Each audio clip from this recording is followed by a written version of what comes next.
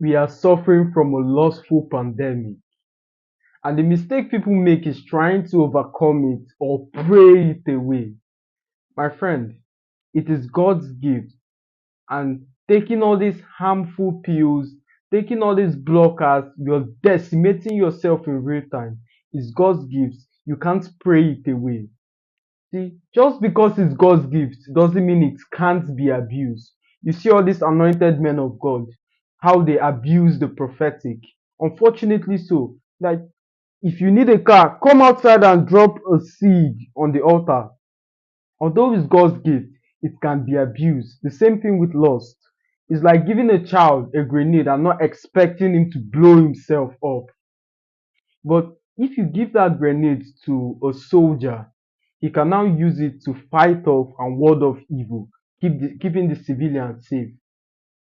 So in today's video, I'm not going to teach you how to take away the grenade. I'm going to build you up to a soldier such that the grenade can now be a weapon you use to your advantage, which is lost being the grenade. So, what do you do in times like this? How do you overcome this loss? Like I mentioned it in the beginning of this video, you do not overcome lust because it is God's gift. Learn how to use it in a way such that it benefits you as opposed to destroy you. Before I made this video, I visualized it, I thought about it, I was intimate with it, even in the bathroom while I was brushing my teeth. I thought about this video. Does that sound like something you do, but in a negative outlet, using a negative route? Exactly. So this is something Napoleon Hill talks about in his book, Think and Grow Rich. The power of sexual transmutation, the ability to use the sexual willpower to go after a positive ideal and achieve it. It's like taking that same energy and motivation you use to get into this lustful activity, like that vigor you feel whenever you this addiction come upon you, that vigor, you take it and pursue something worthy of something that's admirable. Have you seen a man in love? Have you seen a man trying to get a girl? The way he pursues her, utilizing every and any single tool at his disposal. The lies he tells, his spontaneity to come up with these lies, the ability to be creative. You see, when you're chasing the opposite gender, you can be surprised, even shocked at times at the level of creativity you deploy in order to get this girl.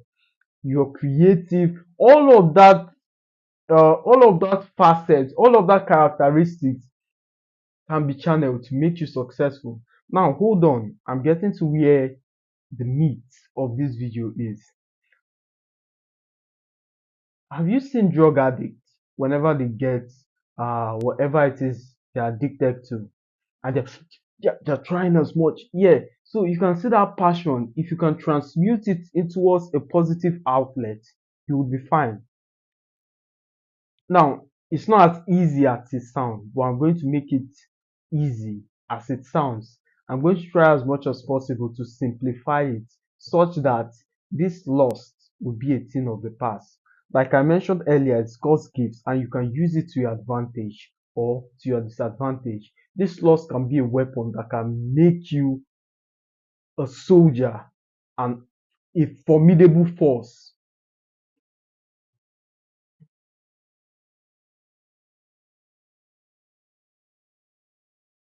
After you sexual transmute, the next thing for you to do,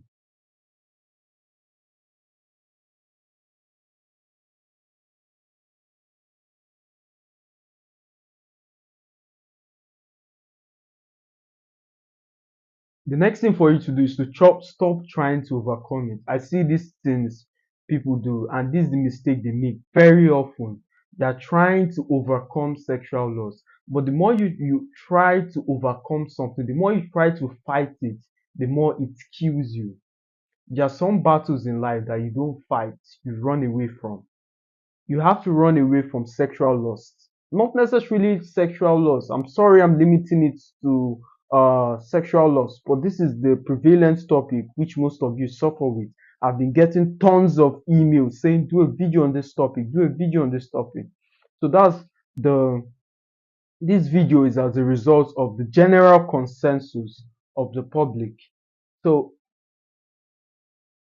instead of what we're talking about,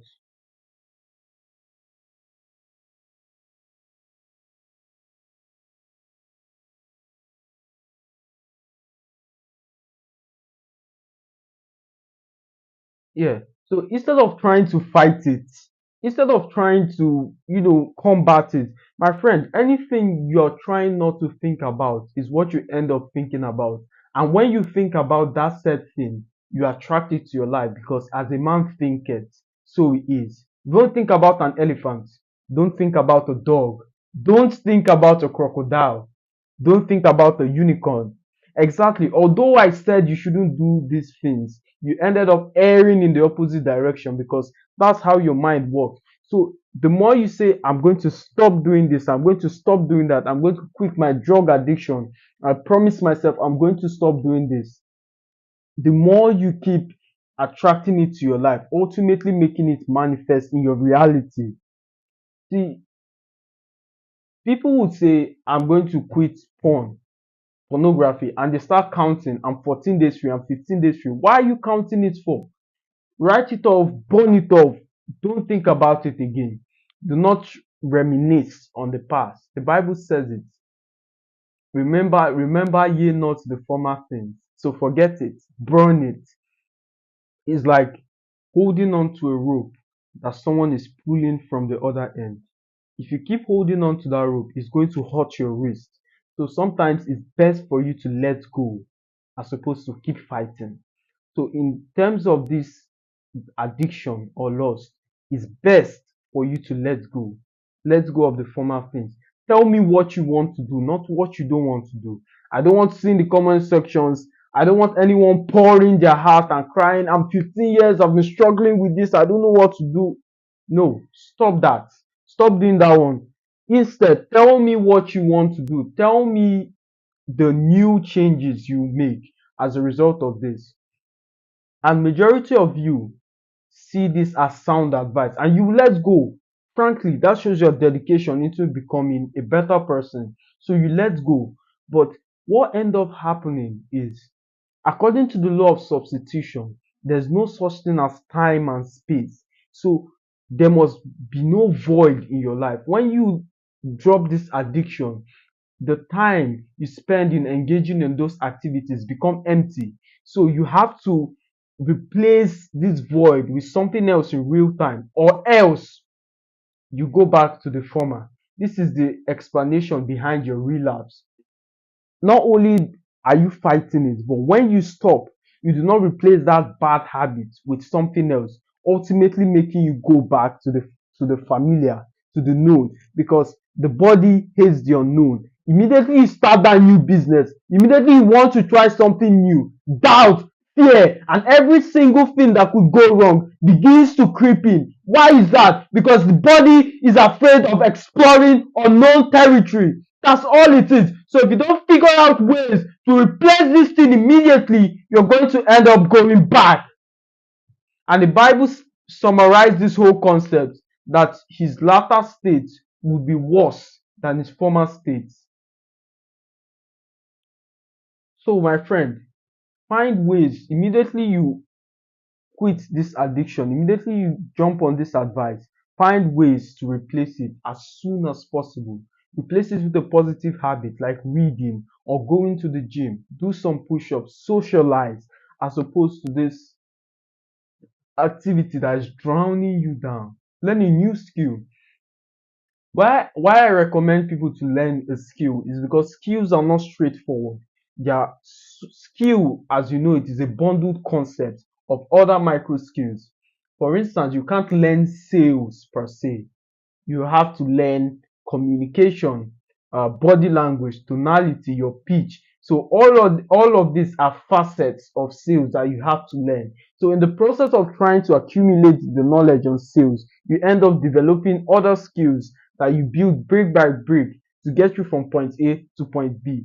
point B being the sales. Then once that bridge is completed, you can now walk upon it.